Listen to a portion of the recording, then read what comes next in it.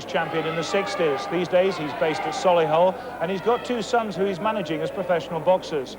Wally Swift Jr. is quite a rarity. He had 11 O-levels, 3 A-levels, one of them an A grade in maths. He went to Manchester University, but he gave it all up to be a professional boxer.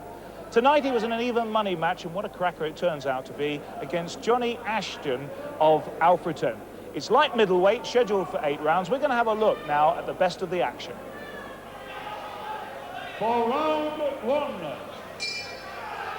So the 11 stone division, this one, and Wally Swift in the blue, the son of a very competent indeed welterweight and middleweight champion. In the corner, Dad Wally, with won 12 and lost 2 and drawn 1 of his career. And John Ashton from Alfreton, he's got a big support here,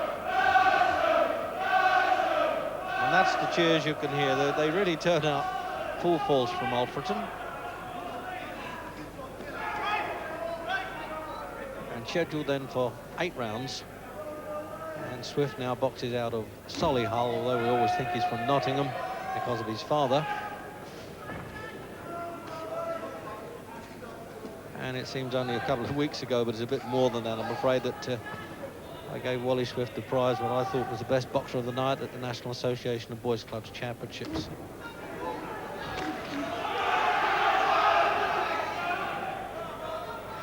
But I must say, on paper, it looks a very lively match indeed. John Ashton made his debut on the Fight Night series at Alfreton, knocking out Steve Yorath in 3 rounds.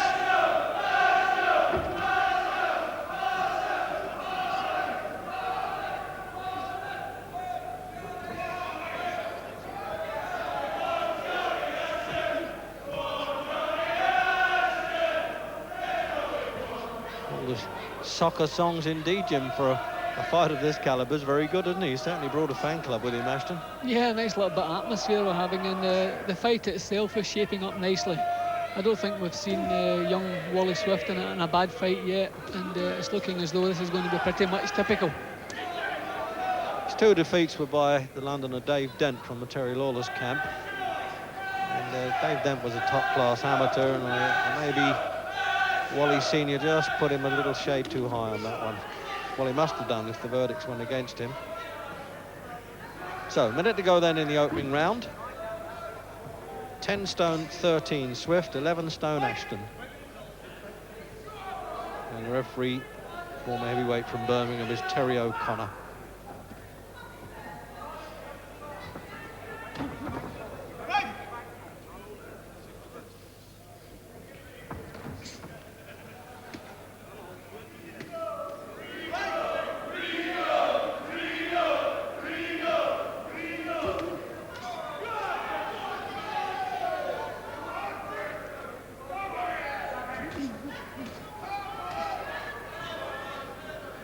Got a good variety of punches, Wally Swift, Jim, as we come up to the end of the first.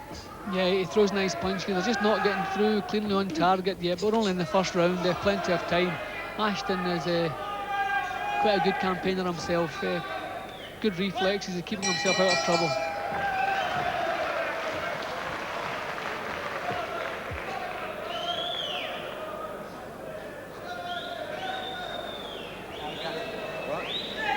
So there's the Dad there, we're in the white glove as well. That's a toweled glove, actually, not as the Americans are doing now. We're in the rubber one. That's merely just to help him wipe the face, stop asking for the towel to be pulled in. And he's had his share of stoppages, 5 of them, from his 12 wins. Come shield. Come shield, that's all right.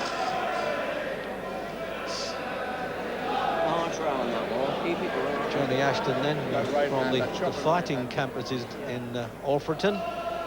Just a bit older, 5 years older, in fact, than Swift, but less experienced. Round 2. Into the second.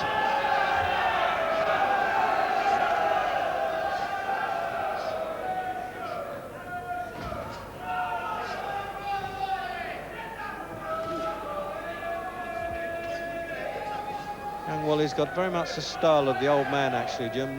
Perhaps not the strength. I mean, he really was a power man, Wally Swift, when he was going at it. But to look at him now at work is a similar stance. Yeah, Yeah, very similar, but Wally Senior was a very, very smart boxer, wasn't he? So young Wally still got a little bit to learn, but he's only young.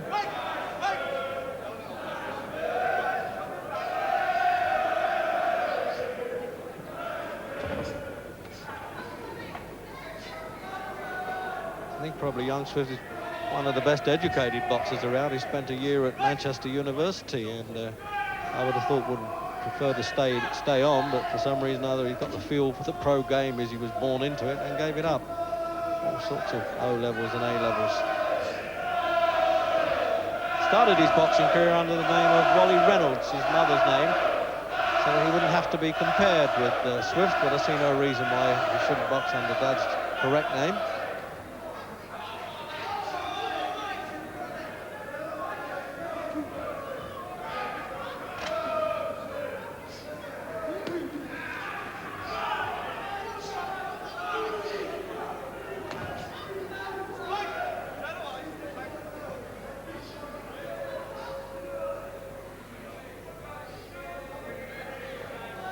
Going to be a bit of a catch-can-crafty looking fight, this too, Jim, isn't it? They're both neat punchers, though. Yeah, well, Swift is trying to close the range, but Ashton, clever boxer, you know, he's a good idea of the game, keeps himself out of trouble, and he obviously wants to keep this fight at long range. Good concentration, he hasn't really made any mistakes yet, and young Swift is trying to force him into making mistakes.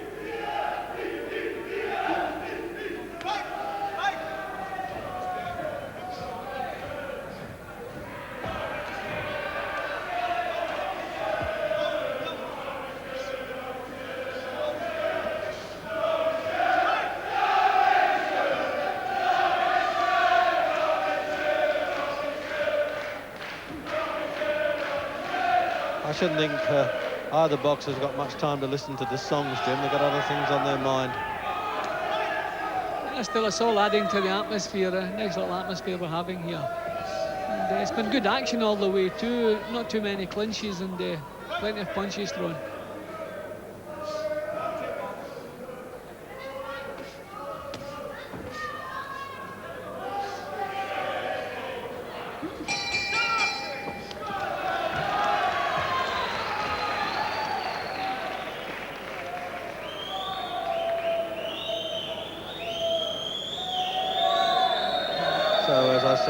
Turned pro on the fight night, defeating Steve Yorath in the third round on our series, and it's come on quite a bit since then.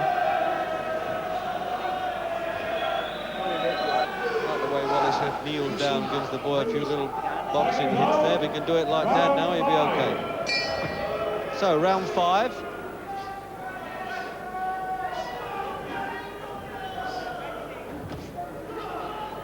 Swift a little bit on top then in the 4th round. Fairly close until then, Jim, eh?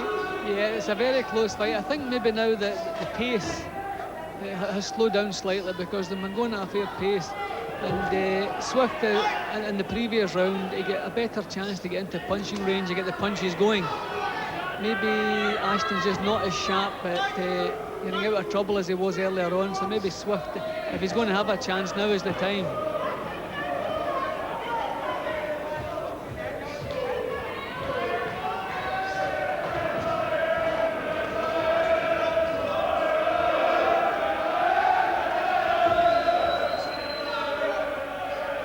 Tell you what, they're in good fighting shape, both of them, aren't they? What the old chroniclers would have called fighting fit.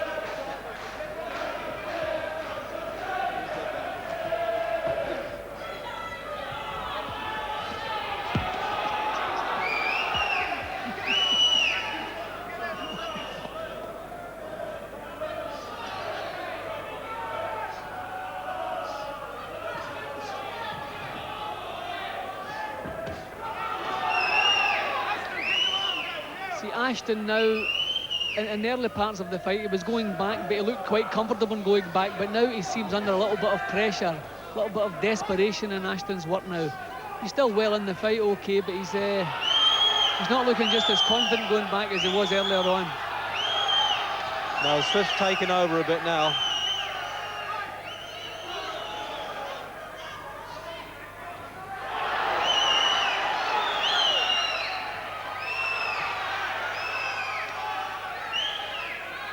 Minute to go. Oh, there's the one that got away, wasn't it? Just as well, nearly broke the lights.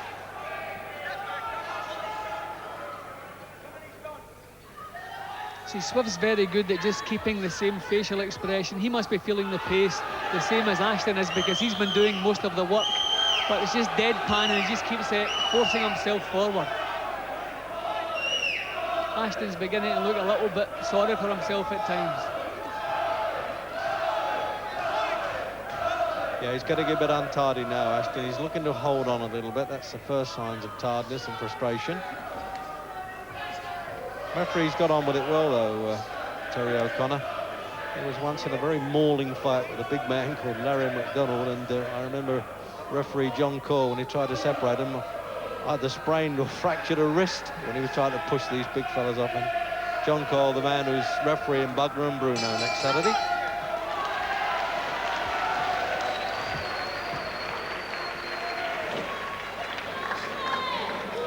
Wally's gone. You know that, don't you? Got to be more than one punch at a time, son. There must be more than one punch at a time. Okay, there's got to be 1, 2, and step half a step back and 1, 2 again. Second down. Right, come on. Round 2. Into the 7th round. And it's been very tightly contested early on. Wally Swift has had a couple of better rounds as the fight progressed. But Ashton's always in there and looking a bit dangerous too.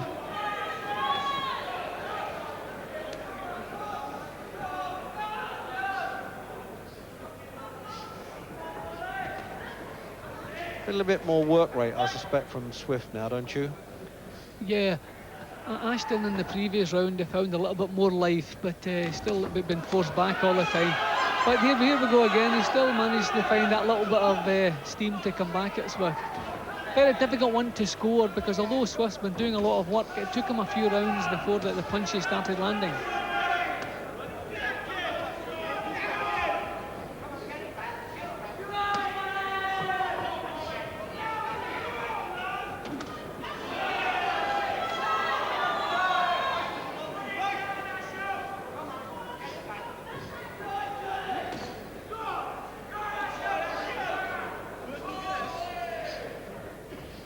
Well, I don't think Swift Senior needs to charge this boy up, Jimmy. Just does it naturally. He comes out and does his thing, doesn't he? Gets on with it, got a lot of stamina. Yeah, he always boxes at a good pace and keeps the pace going. As I say, he's not really a big puncher, but he does it on pressure, and he's always in good shape.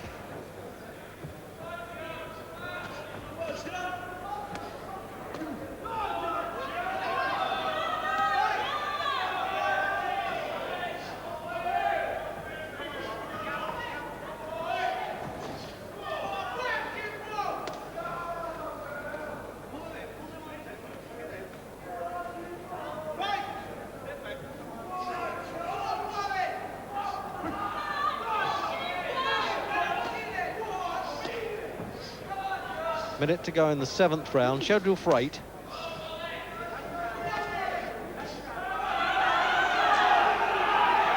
And the sort of contest where the referees had very little to say, just encouraging on them a bit of it. Man has done his share, of course, and fought some of the better heavyweights in his time. Oh, good action there by Ashton.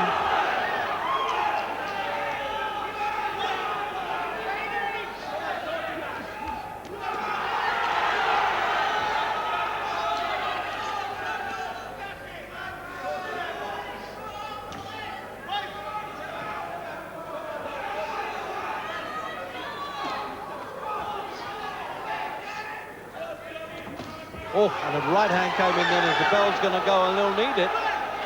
Because both of them were rocking a bit with those punches.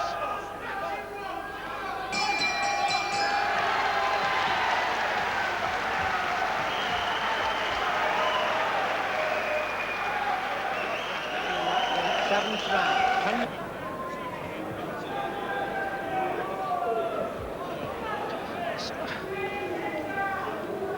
Well, that was a replay there. It's certainly what that they needed to go into a clinch at the end of that, didn't they?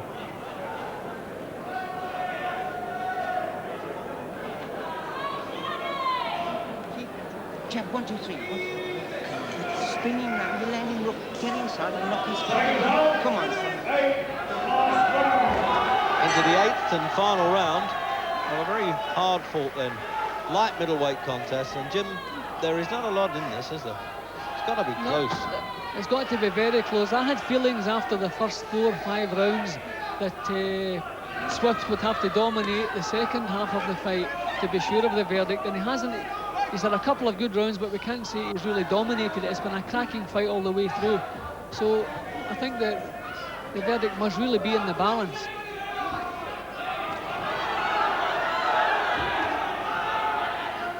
Some pace, they've got a bit untidy, it's true. Mostly Ashton, he kind of claims a little bit, but he's as brave as they come and as willing as anything, and he's met his match there with Swift, who's also doing likewise.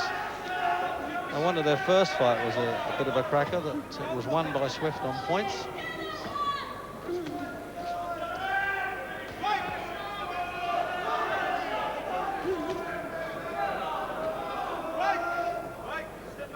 So there's 2 minutes to go.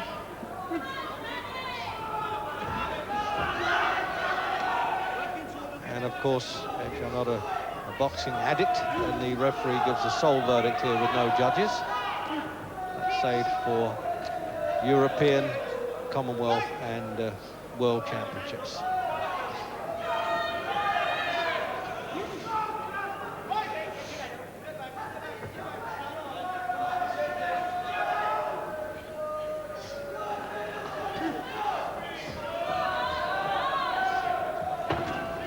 I'm wondering, Jim, if a draw could be on the cards here. What do you think?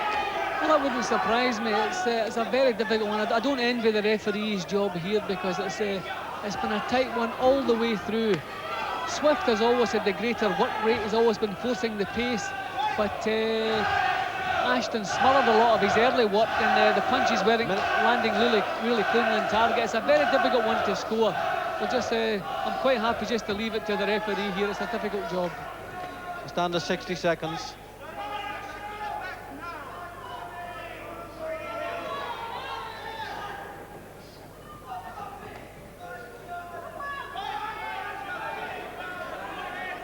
And you don't blame them trying to pinch a little rest in the last half minute anyway.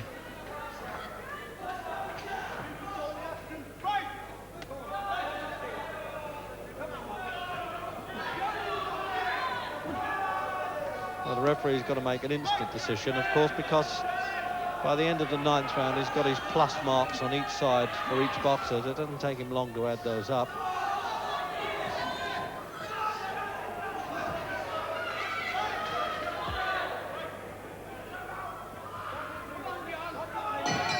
So now let's see, and he's given it to Ashton. Doesn't please the expression on Wally Swift Senior's face there. But he worked hard, this lad, early on, and Jim Watt and I both thought it was a close contest. I think he might have been forced to, Jim. I might have given it to Swift with work rate, but I'm certainly, like you, not going to have an argument about it. Well, it was a difficult contest to judge because although Swift put out a lot of work, especially in the early part of the fight, Ashton wasn't allowing them to land cleanly on target, and he was pot shotting with his own counter punches. It was very difficult. Thankfully, I wasn't refereeing that one because I think I would have felt maybe a draw would have kept everybody happy, although I don't like giving drawn decisions. What a cracking fight that was, and really you couldn't argue with the referee. I think you could have given it either way, but it went to Ashton.